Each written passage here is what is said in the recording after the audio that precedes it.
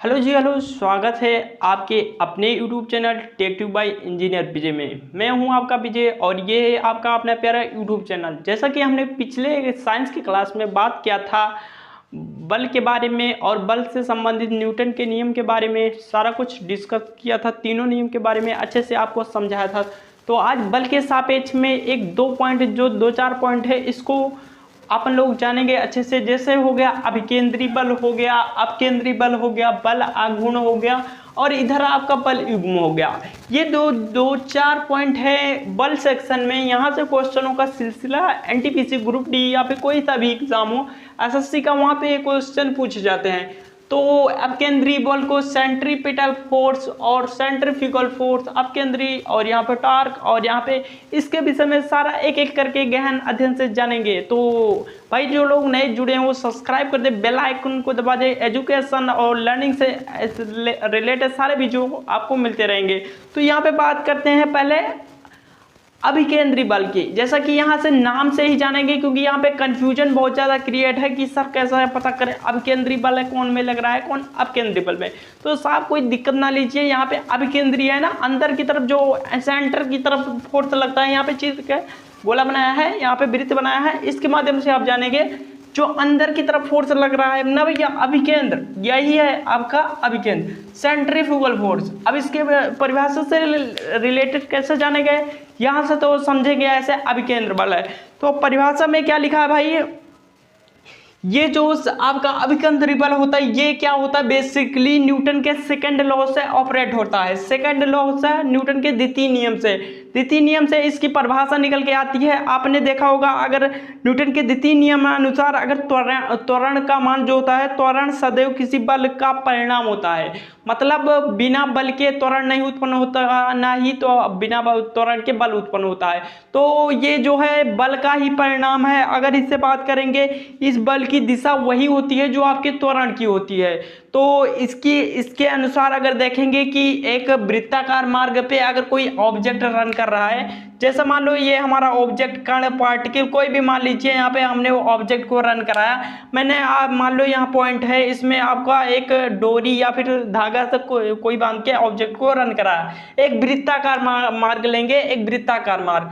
तो यहाँ से वृत्ताकार मार्ग पे जब मतलब ऑब्जेक्ट को, वस्तु को, पदार्थ को घुमा रहे हैं, तो क्या महसूस कर रहे हैं कि वो हमसे मतलब एक हमारे जो धागे में है वो टेंशन, उसमें टेंशन आ रहा है, मतलब तनाव आ रहा है, तनाव आ रहा है, मतलब वो काफ़ी ज़्यादा खिंचाव, यहाँ पे जैसा लग रहा है कि हम उसे ऐसे ऐसे घुमा रहे हैं तो लग रहा है कि ये छूट कर चला जाएगा। मान लो अगर इस पॉइंट पे मान लो ये ब्रेक कर जाता है, ये आपका धागा ब्रेक कर जाता है, तो ये किधर जाएगा भाई, सीधी सी बात है, ये क्लॉकवाइज आपका मतलब एंटी क्लॉकवाइज अगर ये रन कर रहा है, एंटी क्लॉकवाइज रन कर रहा है, इधर की तरफ रन कर रहा है, तो यहाँ से क्या होगा, अगर यहाँ पे मान लो धागा ब्रेक कर जाता है, यहाँ से ब्रेक कर जाता है, तो ये क्या ऐसे रेखीय मोशन में ये चला जाएगा, क्योंकि यहाँ पे इसकी दिशा यही है, क्योंकि यहाँ पे इसकी दिशा ही यही है और इधर ही चला जाएगा। तो इस वृत्तीय मार्ग पे जो इस तरह का मोशन कर रहा है, इस पे एक आप जमर रहे हैं कि यहाँ पे बल कार्य कर रहा है, फोर्स कार्य कर रहा है, जो एक यहाँ पे एक फोर्स कार्य कर रहा है, जो आपका क्या बोलते हैं, वृत्तीय पथ पर गति करने वाले एक बल कार्य कर रहा है केंद्र की ओर। इस बल को अपकेंद्री बल कहते हैं, इस बल को अपकेंद्री बल कहते हैं। और अगर अपकेंद्र त्वरण की बात किया जाए, जैसे अभिकेंद्र त्वरण की बात कर लेते हैं, ए बराबर क्या होता है आपका v² बटा r होता है। अपकेंद्री त्वरण की बात कर रहे हैं, यहाँ पे अपकेंद्री त्वरण की बात कर रहे हैं। ए बराबर, ए किससे डिनोट करते हैं, त्वरण, त्वरण को ए से व्यक्त करते हैं। और ए बराबर क्या हो गया, v² बाई r। अब यहाँ से देख लीजिए क्या हो गया, ए आपका तो त्वरण हो गया, ये आपका पता है, v आपका वेग हो गया, वेलोसिटी, r क्या है आपकी त्रिज्या, रेडियस है, जो आपने धागा यहाँ से यहाँ तक लिया है, इसकी त्रिज्या r है। अभी r है, और यहाँ से अगर ये बात करेंगे तो आगे चल के बात करते हैं इसके। अगर इसके इस संबंध में सारा कुछ हो गया, इसके बाद हम देखते हैं न्यूटन के द्वितीय नियम से। द्वितीय नियम में होता क्या है, पहले नियम से आपने जाना कि F बराबर ma, परिभाषा पहले नियम से निकलती है, और दूसरे नियम से आपका बल का जो सूत्र होता है, तो होता क्या है, F बराबर ma। ये वहां से दूसरे नियम से निकल के आया था F बराबर एम ए। अभी F बराबर एम ए होता है तो F बराबर क्या हो जाएगा, F बराबर m, और a का मान यहाँ दिया है v स्क्वायर बाई आर। तो यहाँ से आपका निकल गया, देखिए आप सूत्र निकल गया, इसी सूत्र से आप अपना लगाएंगे। तो ये फोर्स हो गया, ये आपका मास हो गया, द्रव्यमान हो गया, ये आपका वेग हो गया, और ये आपकी त्रिज्या हो गई। तो ये आपका पिंड का कुछ भार होगा, द्रव्यमान होगा, तो ये होगा। तो यहाँ से इतना समझ में आ गया mv स्क्वायर आर। तो ये सूत्र को याद कर लेना, हमेशा काम देगा। ये आपका न्यूमेरिकल आएगा एनटीपीसी ग्रुप डी किसी में एग्जाम में, जो न्यूमेरिकल आएगा उसमें ये फार्मूला काम देगा। और ये जो बल कार्य कर रहा है, ये जो अंदर की तरफ आपका फोर्स खिंचाव बल कार्य कर रहा है, इसी के कारण ये एक अपने मार्ग पे, एक फिक्स मार्ग पे रन कर रहा है, और यही रन कर रहा है। तो ये अभिकेंद्र बल कार्य कर रहा है, अभिकेंद्र या फिर सेंट्रीपिटल फोर्स बोलेंगे इसको। अगर इसके बाद बात कर लेते हैं इसके एग्जाम्पल की, कैसे समझेंगे हम कौन मतलब सेंट्रीफ्यूगल है या फिर सेंट्रीपिटल है। तो सेंट्रीपिटल की पहले बात करते हैं, एग्जाम्पल की बात करते हैं।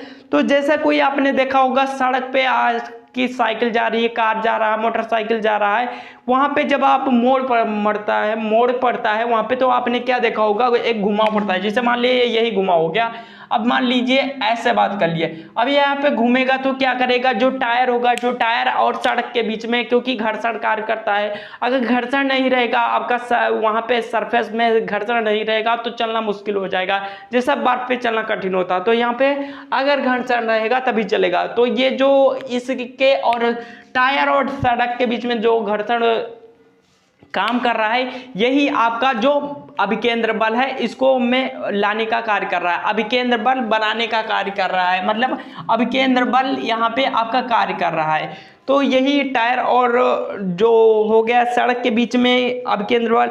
इसके बाद बात करेंगे, अगर ग्रहों के नियम की बात कर लिया, जैसे ग्रह आपने देखे होंगे, ग्रह आपने देखे, मान लीजिए सूर्य है, यहाँ पे देख लेते हैं, मान लीजिए सूर्य है और सूर्य के चारों ओर ग्रह हैं, आप जानते हैं पृथ्वी है, मंगल है, ऐसे ऐसे ग्रह हैं। अब ये क्या सर्कुलर मोशन में गति कर रहे हैं, सर्कुलर मोशन में ये आपस में राउंड अप कर रहे हैं। तो ये क्या है, और किसके सापेक्ष, सूर्य के सापेक्ष। अब यहाँ से क्या हुआ, ये कि इनके और इनके बीच में कोई फोर्स रहा होगा, तब ये तो गति कर रहे हैं एक सर्कुलर मोशन में, नहीं तो ये एक जगह से दूसरी जगह राउंड अप हो जाते। जैसे मान लो आपकी रस्सी यहाँ से ब्रेक हो जाती और ये इस पे जब फोर्स कार्य करना बंद कर देता, फोर्स कार्य करना बंद करता, और ये ऑब्जेक्ट स्वतंत्र हो जाता, और स्वतंत्र होकर एक सीधी रेखा में गति कर जाता।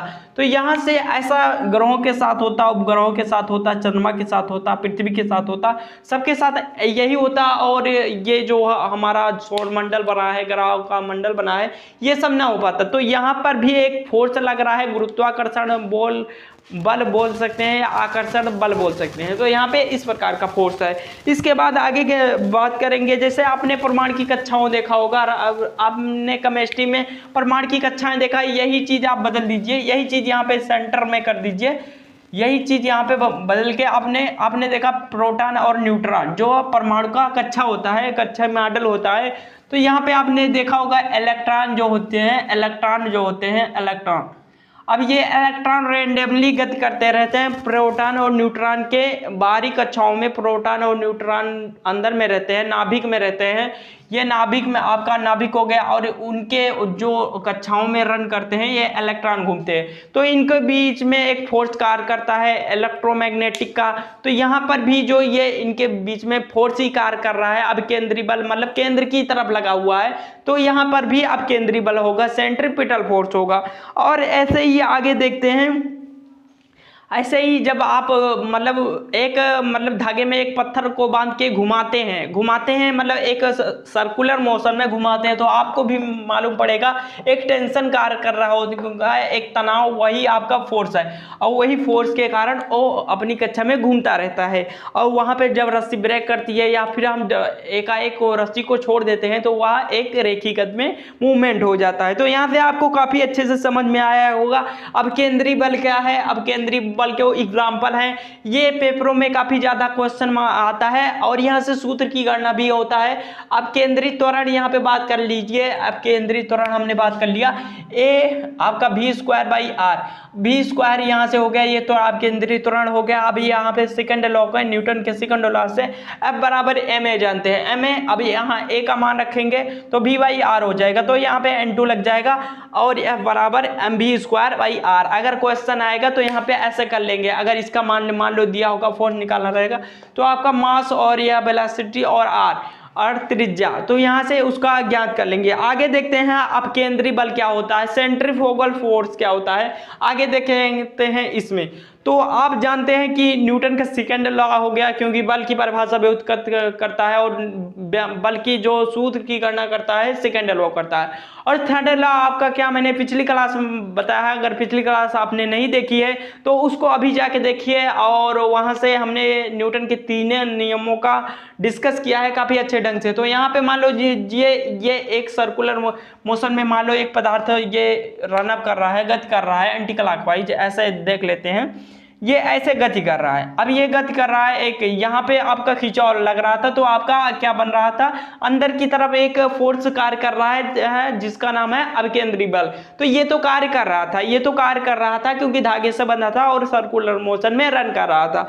अब इसके बाद बात कर लिए न्यूटन के तृतीय नियम से, अगर कोई चीज की क्रिया हो रही है, मतलब कोई चीज हो रहा है तो उसके प्रतिक्रिया स्वरूप भी कुछ होता है। तो यहाँ पे अगर यहाँ पे कार्य कर रहा है इधर अंदर की तरफ, तो यहाँ पे बाहर की तरफ भी एक फोर्स कार्य कर रहा है। तो जो बाहर की तरफ फोर्स कार्य कर रहा है यही आपका हो गया क्या, अपकेंद्री आपका अपकेंद्री यही फोर्स हो गया, अपकेंद्री बल बात कर लिए। तो यही जो बाहर की तरफ प्रतिक्रिया के स्वरूप बल कार्य कर रहा है, तो यही आपका क्या हो गया, अपकेंद्री फोर्स हो गया, अपकेंद्री बल हो गया। अब इसी बल को आप क्या बोल दिया, अपकेंद्री बल बोलिए। ये एक, इसको अगर हिंदी भाषा में बात करें छंदम बल का उदाहरण है या जड़त्वीय बल का उदाहरण है, ऐसे बात कर ले देंगे। अगर ये भी आया छंदम बल क्या है, तो ये जो अपकेंद्री बल है एक प्रकार का छंदम बल है या फिर आपको जड़त्वीय बल है, तो ये इसको जानेंगे। यहाँ पे प्रतिक्रिया लग रहा है और तीसरा नियम का व्युत्पत्ति, यहाँ से तीसरे नियम के सापेक्ष यहाँ पे कार्य हो रहा है। अगर बात करेंगे आगे इसके एग्जाम्पल के बारे में देख लेते हैं। एग्जाम्पल क्या है अपकेंद्री बल का, तो आपने देखा होगा यदि कोई व्यक्ति किसी घूमती हुई वस्तु, जैसे आपने देखा होगा कि जो प्राइमरी स्कूल होते हैं जो 1 से 8 तक या फिर 1 से 5 तक होते हैं, तो उसमें क्या होते हैं बच्चों के लिए, मतलब खेलने की सामग्रियां होती हैं और खेलने के लिए आप में झूले भी होते हैं जो सर्कुलर मोशन में राउंड अप करते हैं। तो उसमें आपने देखा होगा कि जब कोई व्यक्ति या फिर बच्चा वहां पे बैठा होता है बाहर की तरफ, वहां पे मान लो सर्कुलर मोशन है, अब यहाँ पे इनकी सीटें बनी होती हैं, सीटें बनी, मान लो एक बच्चा यहाँ बैठा, एक बच्चा यहाँ बैठा, एक बच्चा यहाँ, एक बच्चा यहाँ, अब यहाँ पे 4 बच्चे हैं और इसको राउंड अप कराया जा रहा है बाहर की तरफ से। तो क्या होता है, और इसमें यहाँ पे पकड़ने के लिए आपको रॉड दिए गए होते हैं, मतलब यहाँ पे हुक दिए गए रहे होते हैं, आप इसको पकड़ के रखिए, वरना क्या होगा आप बाहर की ओर फिक जाएंगे। और नहीं भी करते हैं, मैंने खुद किया है, वहाँ पे बैठ के चोटें भी खाए हैं।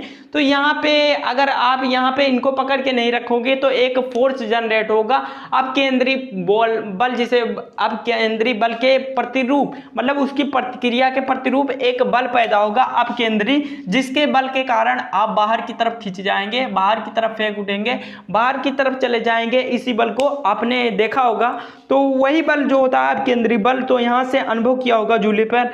और एक आपने देखा होगा अगर दूध से मक्खन निकाल रहे हैं, दूध से मक्खन निकालते हैं, मक्खन निकालने में तो जो मशीन होती है दूध से मक्खन निकालने वाली, तो उसमें भी यही सिस्टम होता है अपकेंद्री या फिर सेंट्रीफ्यूगल, या फिर आपने जो भूमिगत वाटर, ग्राउंड वाटर को निकालने के लिए आपका जो मोनोब्लॉक या जनरेटर पंपिंग सेट प्रयोग किया जाता है, वहां पर भी सेंट्रीफ्यूगल टाइप पंखे का प्रयोग किया जाता है, जिसके माध्यम से क्या तेजी से बाहर की तरफ वही काम करता है कि मतलब वहां पे एक आपका अपकेंद्री बल जनरेट होता है, जिसकी प्रतिक्रिया के शुरू आपका अपकेंद्री बल या सेंट्रीफ्यूगल जनरेट होता है, और इस बल के जनरेट होने से पानी आपका बाहर निकलने लगता है। तो ये जो 2-3 एग्जाम्पल है, या फिर बात कर लीजिए अगर वॉशिंग मशीन का भी एग्जाम्पल आता है, वॉशिंग मशीन में कपड़े किस सिद्धांत पे धुलते हैं, तो अपकेंद्री सिद्धांत पे धुलते हैं, सेंट्रीफ्यूगल सिद्धांत पे वहाँ पे क्या जब सुखाने के लिए प्रयोग किए जाते हैं, जो जब उनके पानी के छींटे जब आपके कपड़े में से निकल के बाहर दीवारों पे जाते हैं, तो वो जो पानी के छींटे हुए आप मान लीजिए वो मांस है या फिर कण है, वो पानी के छींटे बाहर की तरफ जाते हैं, क्योंकि उनको राउंड अप किया जाता है, और राउंड अप किया जाता है तो अपकेंद्री बल के कारण वो बाहर की तरफ जाते हैं। तो यहाँ से क्या क्लियर हो गया, अपकेंद्री बल जो अपकेंद्री बल के प्रतिक्रिया स्वरूप पैदा होता है उसे ही सेंट्रीफ्यूगल फोर्स या अपकेंद्री बल कहते हैं। तो यहाँ से इतना क्लियर हो गया होगा। एग्जाम्पल अगर आते हैं तो यहाँ से कंफ्यूज मत होना। जो आपका अब आपके अंदर बल होता है उसमें क्या होता है, जैसे दूध निकालने की मशीन हो गया या फिर आपका जो वॉशिंग मशीन हो गया, ये आपको इस पोर्शन में रखना है। और आपका जो आपका जैसे ग्रहों के नियम हो गए, ग्रह की कक्षाएं किसके, या फिर इलेक्ट्रॉन की कक्षाएं, या फिर किसी डोरी से बांध के एक पत्थर को घुमा रहे हैं तो वहां पे, तो इस एग्जाम्पल की बात करेंगे, अभिकेंद्री की बात करेंगे या फिर सेंट्रीपिटल की फोर्स की बात करेंगे। तो यहाँ से इतना कुछ समझ में आ गया। अब बात करते हैं बल आघूर्ण की। बल आघूर्ण टार्क की बात करते हैं तो यह जब किसी पिंड पर कोई बाह्य बल एक्सटर्नल फोर्स, जब किसी पिंड पर कोई बाह्य बल एक्सटर्नल फोर्स अप्लाई किया जाता है, जब किसी पिंड पर मान लो एक पिंड है, इस पे कोई एक्सटर्नल फोर्स अप्लाई किया जा रहा है, एक्सटर्नल फोर्स मतलब बाह्य बल, यहाँ से बाह्य बल अप्लाई किया जा रहा है, बाह्य बल इस पे अप्लाई किया जा रहा है, मान लो 5 न्यूटन का इस पे फोर्स अप्लाई किया गया। तो ये क्या करता है, और ये बल क्या करता है, ये किसी पिंड को घुमाने का कार्य करता है। मान लो ये पिंड मान लो ऐसे लगा था, यहाँ पे ये एरो इसको मिटा देते हैं ऐसे, और ये मान लो पिंड है और यहाँ पे इसको ऐसे इसमें टच करके जाएगा और ये 5 न्यूटन का है। अब यहाँ पे लगा तो ये क्या करेगा कि जो पिंड है उसको रोटेशन में अवस्था में लाएगा, घुमाने का प्रयत्न करेगा, और यही जो घुमाव की प्रकृति होती है इसी को बल आघूर्ण करते हैं। मतलब जो एक फोर्स लगाया इसके कारण उसमें आघूर्ण उत्पन्न हुआ, घुमाव उत्पन्न हुआ, इसी को बल आघूर्ण कहते हैं। और किसी अक्ष के पड़ता बल का आघूर्ण उस बल के परिणाम के अक्ष से बल की क्रिया रेखा से लंबवत दूरी के गुणनफल के मतलब गुणनफल के बराबर होती है। तो यहां से देखेंगे क्या होता है, बल आघूर्ण बराबर क्या होता है, बल आघूर्ण बराबर बल गुणे बल और अक्ष से दूरी होती है, मतलब उससे अक्ष से कितनी दूरी पे है। जैसे मान लो एक फिगर के हिसाब से हम काउंट करेंगे, यहाँ से इसको मिटा देते हैं तब अच्छे से समझ में आएगा। यहाँ पे अच्छे से यहाँ पे समझने के लिए एक फिगर ड्रा करते हैं, देखते हैं कैसे यहाँ पे कार्य करेगा।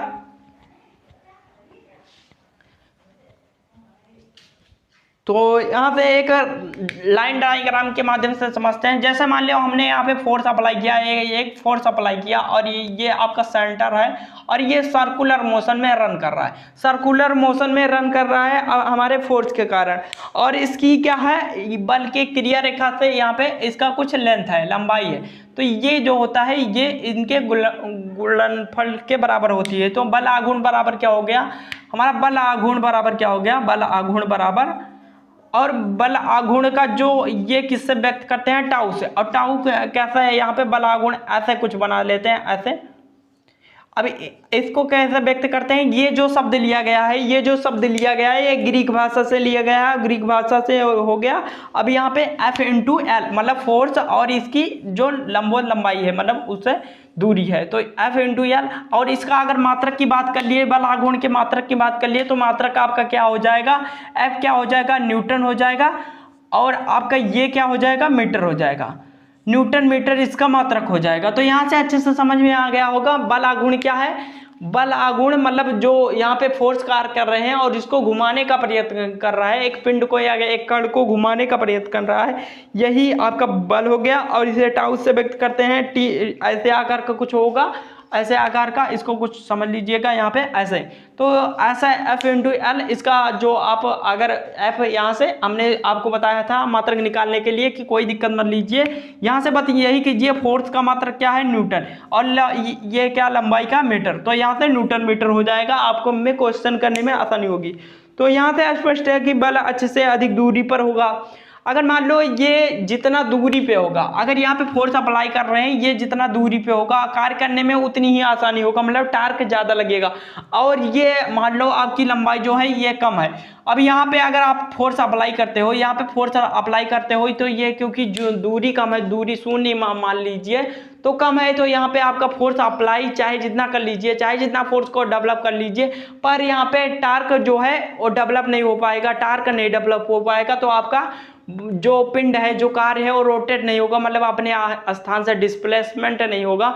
तो यहाँ से आप पता चल गया कि मतलब यहाँ पे लंबाई के सापेक्ष आपका टार्क जो है वृद्धि होता है। तो यहाँ से इसके बाद जानेंगे, अगर इसके एग्जाम्पल की बात कर लेते हैं, एग्जाम्पल की बात किया तो आपने स्क्रू ड्राइवर देखा होगा। स्क्रू ड्राइवर जैसा मान लो स्क्रू ड्राइवर यहाँ पे बनाते हैं, और यहाँ पे स्क्रू ड्राइवर, और इसका मान लो हेड में है, अब इसका हेड हो गया। अब यहाँ से क्या है, इसके मतलब जो यहाँ पे फोर्स अप्लाई कर रहे हैं, मान लो रोटेशन फोर्स लगा रहे हैं, जैसे यहाँ पे बात किए F×L। अब यहाँ पे लंबाई L हो गई आपकी, और यहाँ पे आपको फोर्स रोटेशन अवस्था में लगा रहे हैं, इस तरफ डायरेक्शन में मान लो लगा रहे हैं, एंटी क्लॉकवाइज या क्लॉकवाइज। तो यहाँ पे क्योंकि लंबाई है या आसानी से घूम जाएगा। इसी तरह ने आपने देखा होगा सेकंड, अगर रेंच या नट बोल्ट या स्पैनर से आप कोई मतलब नेट को खोलते हैं, तो जैसे मान लीजिए इस डायरेक्शन में ऐसा कुछ है। अब यहाँ पे जैसा स्पैनर लगाते हैं तो इसका कुछ हेड होता होगा, और यहाँ से क्योंकि L बन जा रही है, लंबाई बन जा रही है, तो यहाँ से क्या होगा, अब यहाँ से नेट को खोलते हैं, क्योंकि यहाँ से खोलेंगे तो यहाँ पे जितना बल लगाएंगे काम नहीं कर रहा। अपने ट्रकों का जब आपने टायर खोलते हुए देखा होगा, तो वहाँ पे क्या करते हैं, एक बड़ी सी रॉड लेते हैं। रॉड बड़ी क्यों करते हैं, छोटी क्यों नहीं करते, कुछ छोटी करते हैं, तो वहाँ पे फोर्स जो है चाहे जितना मतलब ज़्यादा मात्रा में लगता है और नेट भी नहीं खुलता। यहाँ पे अगर वही चीज़ लंबाई हमें वृद्धि कर दिया, मतलब लंबाई में वृद्धि कर दिया, और तब वही स्पैनर, पाइप स्पैनर को जब लगाते हैं, तो जब जो नेट है आसानी से खुल जाता है। तो यहाँ पे लंबाई का फायदा यही होता है कि लंबाई बढ़ाने से आपका क्या हो जाता है, टार्क जो है वृद्धि होता है, बल आघूर्ण में वृद्धि होता है, तो यहाँ पे कार्य करने में आसानी होगी। इसके बाद बात कर लेते हैं चौथे अपने पॉइंट की, बल युग्म की। अब बल युग्म क्या है भैया, बल युग्म की बात कर लेते हैं। बल युग्म क्या है, बल युग्म या फिर कपल फोर्स बोल लेते हैं इसको। अब बल युग्म क्या है, बल युग्म भैया जो है दो बराबर और विपरीत समांतर, जैसे मान लो एक यहाँ पे पिंड है, दो बराबर है, दो बराबर मान लो 5 न्यूटन इधर से भी लगा रहा है और 5 न्यूटन इधर से भी लगा रहा है, 5 न्यूटन इधर से भी लगा रहा है, ये इधर लगा रहा है, ये इधर लगा रहा है, और इनका जो बल है, इनका जो फोर्स है, ये बराबर लग रहा है इस दिशा में। और क्या है, मतलब किस, ये विपरीत में है लेकिन समांतर में है, यहाँ विपरीत रहेगा लेकिन इस प्रकार नहीं रहेगा, इस प्रकार रहेगा, तो कार्य कुछ नहीं होगा। तो यहाँ पे इस प्रकार जब होगा, बल युग्म में जो विपरीत लेकिन समांतर जब फोर्स लगेगा और दोनों समान मतलब फोर्स लगेंगे, तब आपका क्या होगा, जो वस्तु है, जो पिंड है, ये रोटेशन की अवस्था में आएगी। और जब रोटेशन की अवस्था में आएगी तो इन्हीं जो बलों का जो बल युग्म कहते हैं, क्योंकि यहाँ पे वस्तु रोटेशन अवस्था में आ जाएगी और ये घूमने का प्रयत्न करेगी इस डायरेक्शन में। आपका आप देखिए इस डायरेक्शन में ये घूमने का, क्योंकि ये इधर लग रहा है और इधर। इसका आप एग्जांपल अगर देखना चाहते हैं तो गियर आपने देखा होगा कहीं कहीं, एक इस डायरेक्शन में फोर्स अप्लाई किया जाता है और इसमें, और ये आपस में घूम जाता है। तो ऐसे कुछ होता होगा। यहाँ से सारा कुछ अच्छे से समझ में आ गया। यहाँ पे बल युग्म आपको अच्छे से समझ में आ गया। ऐसा और कहाँ करते हैं, जैसे आपकी बस की स्टीयरिंग हो गई, उस प्रकार से यहाँ पे करते हैं। तो घुमाने के लिए दो दिशाओं में, मतलब दो दिशाओं से और समांतर में, तो यहाँ पे करते हैं स्टीयरिंग को ऐसे कुछ बनाते हैं। अगर ऐसे बनाते हैं तो यहाँ पे जो बल कार्य करता है तो उसको रोटेशन अवस्था में लाता है, और एक लंबी सी रॉड ले लेते हैं जिसकी वजह से कार्य करने में थोड़ा आसानी होती है। तो यहाँ से आप आशा करते हैं सारा कुछ अच्छे से समझ में आया है। और अगर इस न्यूटन के नियम और साइंस से रिलेटेड कोई भी वीडियो चाहिए तो पिछली क्लास में चाहिए, वहाँ पे सारा कुछ पढ़ा दिया गया है, अच्छे से समझ लीजिए। और ये वीडियो अगर अच्छी लगी हो तो फिर थोड़ा सा लाइक कर दीजिए, कमेंट कर दीजिए अगर कोई क्वेश्चन क्वेरीज हो। और मिलते हैं नेक्स्ट वीडियो में, तब तक के लिए धन्यवाद।